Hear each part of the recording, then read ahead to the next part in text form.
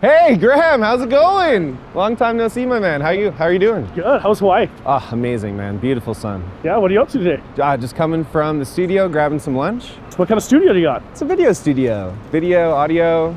I'm sick. I've actually got a couple of videos I want to shoot. Yeah? I have a free afternoon right now if you want to check it out. I would love to. Let's go. Just around the corner. Yeah, let's go.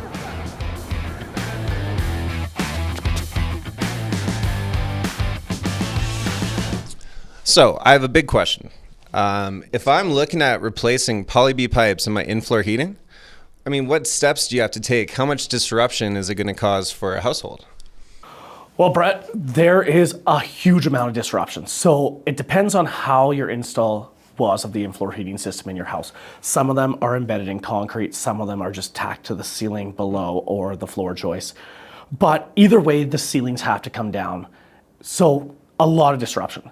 We use three major steps when doing an in-floor heating system. Preparation, which is a big thing with our company. We love to prep every single thing, protect all your furnitures, your walls, your floors, make sure everything is completely covered. Next is replacement. So replacing all the polybutylene with proper oxygen barrier PEX piping.